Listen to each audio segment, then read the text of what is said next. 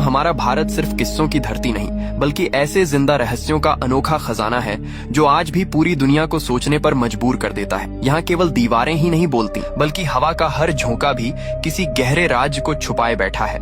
आज हम आपको इतिहास की किताबों के सूखे अध्याय नहीं, बल्कि भारत की रग रग में बसे वो 11 सच्चे और रहस्यमयी किस्से सुनाने वाले हैं, जिन्हें जानकर आप सिर्फ दंग नहीं रह जाएंगे, बल्कि ये भी महसूस करेंगे कि हमारा देश कितना असाधारण, कितना प्राचीन और कितना रहस्यमय है। तो आइए शुरू करते हैं इस अद्भुत सफर की पहली यात्रा को। नंबर 1, तमिलनाडु का बृहदीश्वर मंदिर सिर्फ पूजा का स्थान नहीं, बल्कि ऐसा इंजीनियरिंग चमत्कार है जिसे देखकर आज के आधुनिक विशेषज्ञ भी हैरानी में पड़ जाते हैं।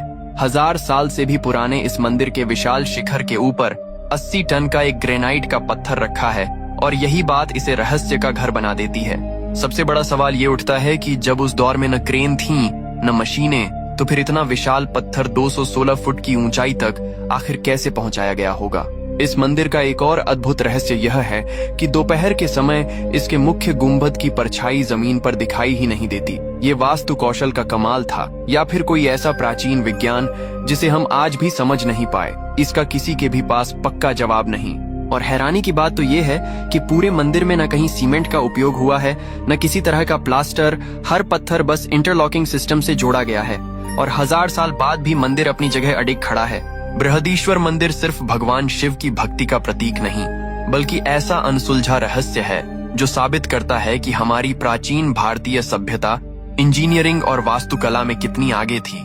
नंबर 2, मेघालय के घने धुंध से भरे जंगलों में प्रकृति का एक ऐसा अद्भुत करिश्मा मौजूद है जिसे देखकर लगता है मानो धरती ने खुद अपनी कारीगरी दिखाई हो। यहाँ तेज बहती नदियों के ऊपर आपको कंक्रीट या लोहे के पुल नहीं मिलेंगे, बल्कि पेड़ों की जिंदा जड़ों से बने अद्भुत प्राकृतिक पुल दिखाई देते हैं। खासी और जैंतिया समुदाय के लोग सदियों से रबर के पेड़ों की जड़ों को खास दिशा देकर बढ़ाते हैं, ताकि समय के साथ वे एक किनारे से दूसरे किनारे तक पहुंचकर खुद ही एक मजबूत पुल का आकार ले लें। इन पुलों को तैयार होने में 15 से 20 साल का समय लगता है, लेकिन हैरानी की बात यह है कि उम्र बढ़ने के साथ ये कमजोर नहीं होते, बल्कि और भी ज्यादा मजबूत बनते जाते हैं। कुछ जीवित जड़ पुल तो 500 साल से भी पुराने हैं, और एक बार में 40-50 लोगों का वजन आसानी से संभाल लेते हैं।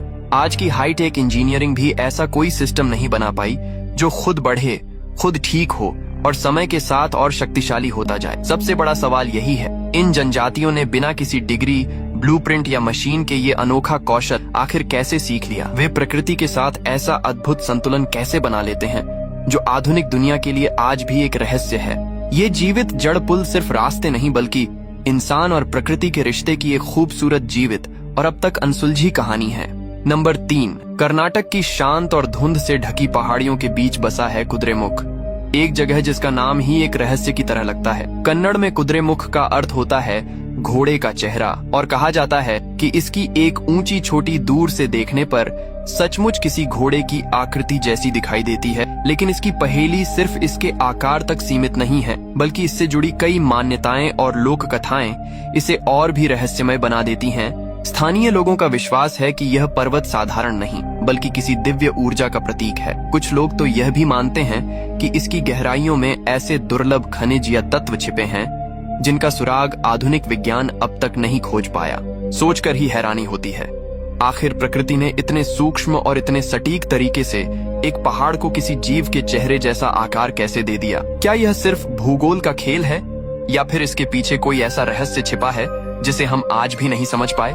कुछ सिद्धांत तो इसे प्राचीन एलियन गतिविधियों से भी जोड़ते हैं। उनका मानना है कि शायद यह आकार किसी संकेत, चिन्ह या दिशा निर्देश के रूप में बनाया गया हो। आज भी ट्रेकर्स से लेकर वैज्ञानिकों तक हर कोई यहाँ आता है, इसे करीब से समझने की कोशिश करता है। लेकिन सदियों पहले जैसा यह पहेली था, वैसा ही अब भी है, चुप, अचल और अनसुलझा। नंबर 4, उत्तराखंड की शांत आध्यात्मिक वादियों के बीच स्थित श्यामला तालाब। ये जितना सुंदर है उतना ही रहस्यमयी भी।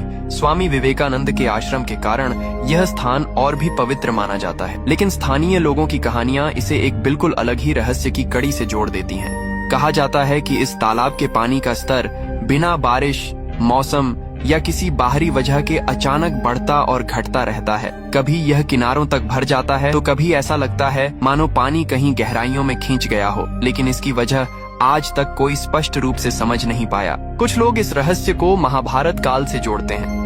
उनका विश्वास है कि पांडवों ने अपने अज्ञातवास के दौरान यहाँ कुछ समय बिताया था। वहीं कई स्थानीय लोक कथाओं में तो यह तक कहा जाता है कि इस तालाब के नीचे किसी प्राचीन नगरी या अदृश्य दुनिया का अस्तित्व है और पानी का उतार चढ़ा उसी दुनिया की हलचल का संकेत है। तो सवाल यह खड़ा होता है, क्या श्यामला तालाब के नीचे सचमुच कोई छिपी हुई दुनिया है, या फिर यह सब किसी गहरी भूगर्भीय प्रक्रिया का परिणाम है जिसका रहस्य अभी तक विज्ञान भी नहीं खोल पाया।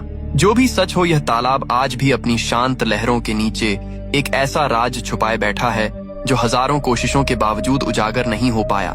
नंबर 5, हिमाचल प्रदेश की शांत पहाड़ियों में स्थित भूतनाथ मंदिर जितना खूबसूरत है, उतना ही इसकी उत्पत्ति की कहानी रहस्य से भरी हुई है। स्थानीय मान्यताओं के अनुसार इस मंदिर को मनुष्यों ने नहीं बनाया, बल्कि भगवान शिव के गण यानी भूत प्रेतों ने एक ही रात में इसका निर्माण कर दिया था। कथाओं के मुताबिक जब मंडी के राजा को इस स्थल पर एक शिवलिंग मिला तो उसी रात भगवान शिव ने उनके सपने में आकर यहाँ मंदिर बनाने का आदेश दिया। लेकिन अगली सुबह जब राजा इस जगह पहुंचा तो वह हैरान रह गया, क्योंकि जहां उन्होंने काम शुरू करने की सोची थी वहां पहले से ही पूरा का पूरा मंदिर तैयार खड़ा था। आज भी इसकी वास्तुकला को देखकर लगता है कि ऐसा निर्माण महीनों या सालों में संभव हो सकता है। फिर यह एक रात में कैसे बन गया, इसका रहस्य आज तक कोई नहीं सुलझा पाया। महाशिवरात्रि के समय यहाँ एक अलग ही ऊर्जा महसूस होती है, जैसे कोई अनदेखी शक्ति अब भी इस जगह पर मौजूद हो। तो क्या यह कथा सिर्फ लोक विश्वास है, या सच में भूतनाथ मंदिर के पीछे कोई अदृश्य अलौकिक शक्ति का हाथ था? यह प्रश्न आज भी मंडी की हवा में तैरता हुआ महसूस होता है, अनुत्तरित और सदियों पुराना। नंबर 6, फतेहपुर सीकरी का बुलंद दरवाजा दुनिया का सबसे ऊंचा प्रवेश द्वार माना जाता है। पहली नजर में यह अकबर की गुजरात विजय का स्मारक दिखाई देता है, लेकिन इसकी असाधारण ऊंचाई और हैरान कर देने वाली बनावट ऐसे कई सवाल खड़े करती है जिनका जवाब आज तक साफ नहीं है। सोचिए, सिर्फ जीत का जश्न मनाने के लिए आखिर 15 मंजिला इमारत जितना ऊंचा दरवाजा क्यों बनाया गया? इतना विशाल ढांचा खड़ा करने के पीछे जरूर कोई गहरी वजह रही होगी। कुछ इतिहासकार इसे अकबर की शक्ति, साम्राज्य की व्यापकता और उसके शौर्य का प्रतीक मानते हैं, जबकि कुछ का मानना है कि यह सिर्फ दिखावे के लिए नहीं बल्कि किसी बड़े राजनीतिक या आध्यात्मिक संदेश का संकेत था। वहीं रहस्यवादी सिद्धांत तो इस बात तक का दावा करते हैं कि बुलंद दरवाजे के नीचे गुप्त सुरंगें और भूमिगत मार्ग हैं, जो सीधे आगरा किले या आसपास के इलाकों तक पहुंचते थे। इसके वास्तुकला में एक और अनोखी बात है। दूर से देखने पर यह सामान्य आकार का लगता है, लेकिन पास आते आते इसकी विशालता अचानक बढ़ती हुई महसूस होती है। क्या यह सिर्फ स्थापत्य कला का कौशल था, या फिर अकबर चाहता था कि इस संरचना को देखने वाला व्यक्ति उसके साम्राज्य की भव्यता से अभिभूत हो जाए? सदियों बाद भी बुलंद दरवाजा अपनी अटल ऊंचाई के साथ खड़ा है, लेकिन इसके वास्तविक उद्देश्य और असल मंशा का रहस्य आज भी इसकी दीवारों में कहीं गहराई से दफन है। नंबर 7, जयपुर का जंतर मंतर किसी साधारण पत्थर की इमारतों का समूह नहीं, बल्कि आसमान की पहेलियों को पढ़ने वाली एक जीवित खगोलीय मशीन है। लगभग 300 साल पहले महाराजा सवाई जय सिंह ने इसे तब बनवाया था जब दुनिया के पास न आधुनिक टेलीस्कोप थे न डिजिटल उपकरण। फिर भी यहाँ मौजूद यंत्र ऐसी सटीक खगोलीय गणनाएं करते हैं कि आज के वैज्ञानिक भी दंग रह जाते हैं। यहाँ मौजूद सम्राट यंत्र दुनिया की सबसे विशाल पत्थर की सूर्य घड़ी है, जो सिर्फ 2 सेकंड की त्रुटि के साथ समय बता देती है। सोचिए, सिर्फ सूरज की रोशनी और छाया के सहारे इतना परफेक्ट समय कैसे नापा जा सकता है? जंतर मंत्र में ऐसे यंत्र भी हैं जो ग्रहों की चाल समझ सकते हैं, ग्रहण का अनुमान बता सकते हैं और राशि चक्र की स्थिति तक दिखा देते हैं। उस युग में बिना किसी हाईटेक साधन के इतनी विशाल और इतनी सटीक ऑब्जर्वेटरी बनाना किसी चमत्कार से कम नहीं लगता। तो सवाल यही है, सवाई जय सिंह के पास आखिर ऐसा कौन सा ज्ञान था? क्या यह केवल गणित और खगोल विज्ञान की अद्भुत समझ थी, या फिर किसी ऐसे प्राचीन वैज्ञानिक रहस्य का उपयोग किया गया जिसे हम समय के साथ खो चुके हैं? आज भी जंतर मंत्र खामोश खड़ा है, सूरज, चांद और तारों को उसी ध्यान से देखते हुए मानो अपने निर्माण के रहस्य पर अब भी मुस्कुरा रहा हो।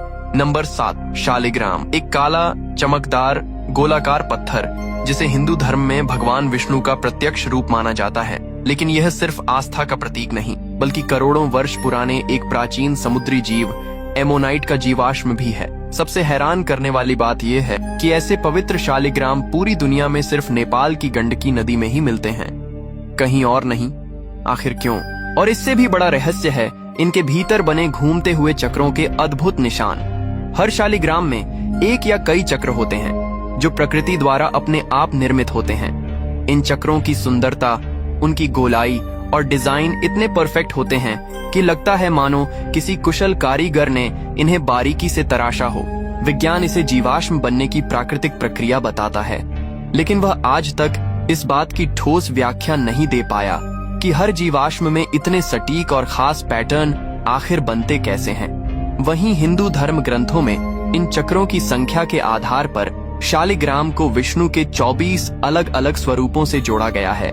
सोचिए, एक ऐसा जीवाश्म जो करोड़ों साल पहले समुद्र में था, आज हमारी आस्था, परंपरा और दिव्यता का प्रतीक कैसे बन गया? क्या यह सिर्फ प्रकृति का संयोग है या फिर वास्तव में इन पत्थरों में कोई गहरी दैवी शक्ति छिपी है?